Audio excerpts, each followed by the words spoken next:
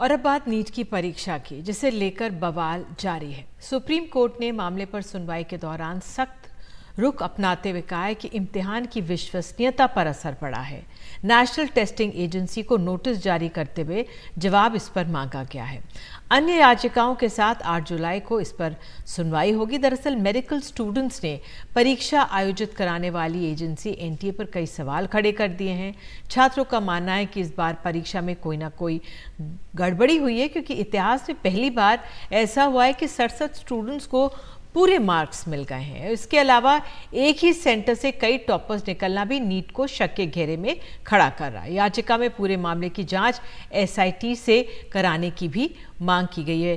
पहले चलते हैं अपने सहयोगी रवीश रंजन शुक्ला के पास, जो हमें इस पर जानकारी दे रहे हैं। नीट की परीक्षा को लेकर अब सड़क से लेकर और सुप्रीम कोर्ट तक लड़ाई लड़ी जा रही है। आज नीट की परीक्षा को दोबारा घोषित करने, परीक्षा को रद्द करने, काउंसलिंग रोकने के संबंधित जो याचिका है वो सुप्रीम कोर्ट के पास गई। हालांकि सुप्रीम कोर्ट ने काउंसलिंग रोकने को नहीं कहा।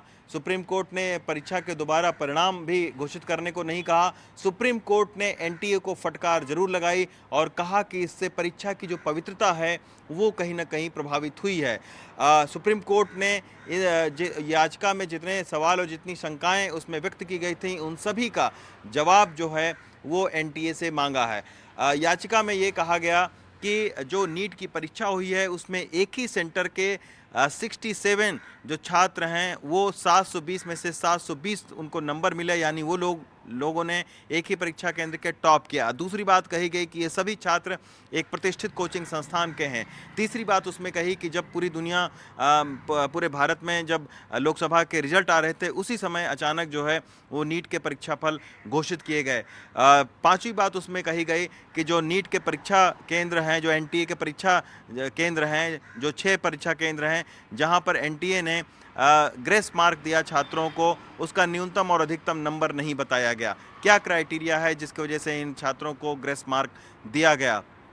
छठा सवाल उसमें पूछा गया कि आखिर जो ग्रेस मार्क दिया गया वो क्यों दिया गया, जबकि 24 लाख जो छात्र हैं वो इसमें बैठे थे।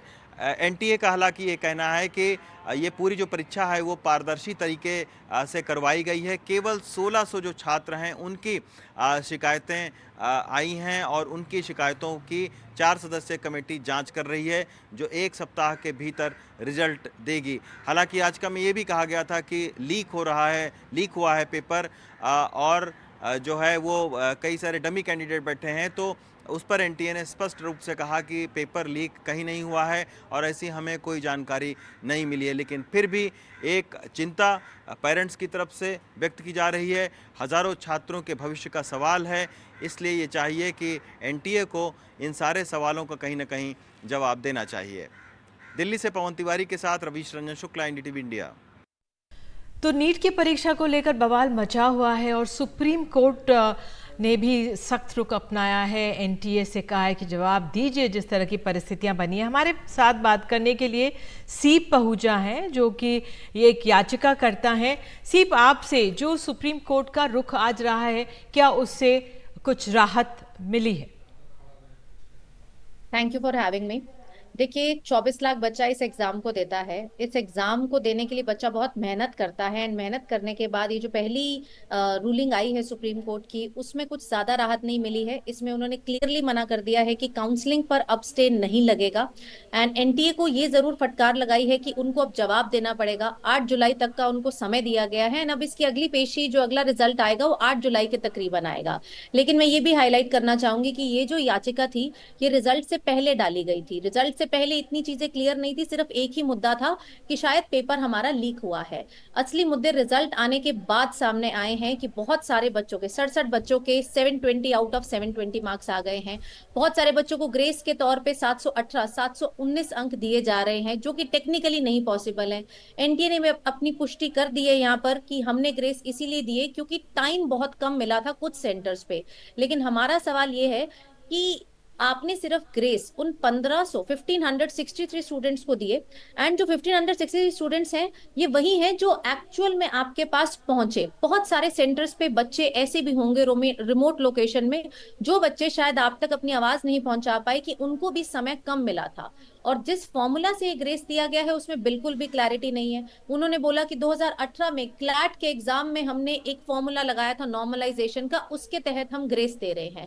जबकि क्लैट का एग्जाम 60,000 बच्चे देते हैं, नीट का एग्जाम 24 लाख बच्चे देते हैं। क्लैट का एग्जाम एक ऑनलाइन मोड का एग्जाम था, जहां आप आसानी से कंप्यूटर की मदद से पता लगा सकते हो कि बच्चे की स्पीड क्या है और कितना उसका टाइम लॉस हुआ है। सर्वर से आप आसानी से पता लगा सकते हो। लेकिन नीट का एग्जाम जो पेन पेपर मोड में, ऑफलाइन मोड में होता है, सीसीटीवी देख के आप ये पता नहीं लगा सकते हैं आसानी से कि किस बच्चे का कितना टाइम लॉस हुआ है और कितने ग्रेस हैं। तो उन्होंने बिल्कुल बोला है सीप, आप ने अपनी बातें रखी हैं यहाँ पर, कोर्ट ने भी सुनी होंगी ये बातें। आगे की राह आप कैसी देख रही हैं? क्योंकि काउंसलिंग पर रोक नहीं लगाई है तो आप लोग कह रहे हैं राहत नहीं है, लेकिन अगर एनटीए से खुद ही सुप्रीम कोर्ट ने जवाब मांगा है, नोटिस दिया है, तो उम्मीद है कुछ इस पर कुछ कार्रवाई होगी? जी बिल्कुल, अभी 3-4 पीआईएल और भी हैं जो अभी हियरिंग जिनकी बाकी है। हमने भी अन अकेडमी की तरफ से एक जनहित याचिका डाली है, जिसमें हमने सारे सवाल प्रस्तुत किए हैं कोर्ट के सामने। तो आने वाले समय में मुझे लगता है जब सुप्रीम कोर्ट रिजल्ट के बाद वाली चीजों को अच्छे से एनालाइज करेगा, तो डेफिनेटली कोई ना कोई राहत जरूर आएगी। या तो रिजल्ट रिपब्लिश होगा, या फिर उन सब बच्चों का रिजल्ट डिस्प्ले किया जाएगा जिनको एक्चुअली में ग्रेस नंबर मिले हैं। अभी हमारे पास सिर्फ नंबर है कि 1563 को ग्रेस मिले, कितने मिले हैं ये किसी को नहीं पता। वो कह रहे हैं -20 से लेकर 720 अंक तक ग्रेस मिले हैं। यानी कि आज जो बच्चा ऑल इंडिया रैंक 1 है, आज जो बच्चा टॉपर है, वो भी बच्चा ग्रेस नंबर से वहां पहुंचा है।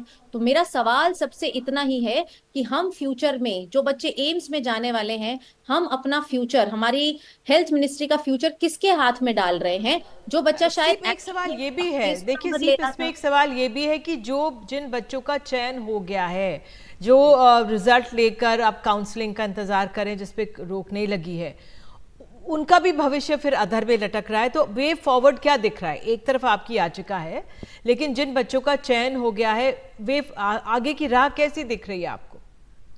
आगे की राह में मुझे यही लगता है कि इनको रिजल्ट एक बारी से दोबारा से एनालाइज करना चाहिए, एंड ये क्लियरली बता देना चाहिए कि हमारे पास सच में 1500 बच्चे थे जिनको ग्रेस मिला है, या फिर वो 15,000 थे। क्योंकि जिस हिसाब से कट ऑफ इतनी हाई गई है, वो पॉसिबल नहीं है कि सिर्फ 1600 बच्चों को ग्रेस देने से कट ऑफ आपकी इतनी हाई चले जाए। तो रिजल्ट पे एक बारी दोबारा से एनालाइज करना चाहिए, एंड एक फ्रेश रिजल्ट पब्लिश करना चाहिए। एंड बहुत सारी धांधलेबाजी हमें वहां भी देखने को मिल रही है कि जगह जगह से पेपर लीक की खबरें आ रही हैं। पटना में अगर आप देखेंगे, प्रॉपर याचिका दर्ज है, ऑनलाइन आप चेक कर सकते हैं उस एफआईआर को। वो भी एक रीजन हो सकता है कि इतनी हाई कट ऑफ क्यों गई। तो बहुत सारे बच्चे ऐसे हैं जिनका फ्यूचर आज ब्लीक है, हमें नहीं दिखाई दे रहा है। 640 वाले बच्चे को कॉलेज नहीं मिल रहा है, और जो बच्चा नॉन डिजर्विंग था, आज वो 720 नंबर लेकर बैठा है। बिल्कुल है चिंताजनक बहुत स्थिति। हम देख सकते हैं बच्चे भी इसमें प्रदर्शन कर रहे हैं। अब ये देखना होगा कि किस तरह से इस मामले का हल निकाला जाता है और एनटीए एक बार फिर से अपनी जवाब में क्या तथ्य सामने रखेगा। बहुत बहुत धन्यवाद आपका सीप जुड़ने के लिए। बता दें इस पूरे मामले में जिस तरह से चिंताजनक स्थिति बनी हुई है, क्योंकि जो ये छात्र हैं जो अपनी मांग को लेकर अड़े हुए हैं, उनको शक है, परिणाम की विश्वसनीयता पर सवाल खड़े हो रहे हैं। और अब देख सकते हैं छात्रों के मन में कितनी चिंता होगी उनके भविष्य को लेकर, क्योंकि बहुत गहन पढ़ाई नीट के लिए हमारे डॉक्टर्स तैयार करती है। जो नीट की पढ़ाई है बहुत महत्वपूर्ण है, ये इम्तिहान जो होता है। तो इस दौरान सुप्रीम कोर्ट ये पूरा मामला पहुंचा हुआ है, और सुप्रीम कोर्ट ने ही पूरे मामले पर सख्त सवाल खड़े किए। नेशनल टेस्टिंग एजेंसी जो है हमारी, उससे कई सवाल खड़े किए, और साथ ही कहा है कि जो विश्वसनीयता पर सवाल उठाए, इसलिए आपको जवाब देना होगा। तो ये अपने आप में परिस्थिति बन गई है। इसमें कई याचिकाकर्ता हैं जो 8 जुलाई को इस पर अब अगली सुनवाई होनी है। काउंसलिंग पर हालांकि रोक नहीं लगाई है सुप्रीम कोर्ट ने, लेकिन ये जो मसला है, हमारे जो छात्र हैं, जो परिश्रमी हैं, उन पे बहुत महत्वपूर्ण है। तो बहरहाल इस पर हमारी लगातार एनडीटीवी की नज़र बनी रहेगी।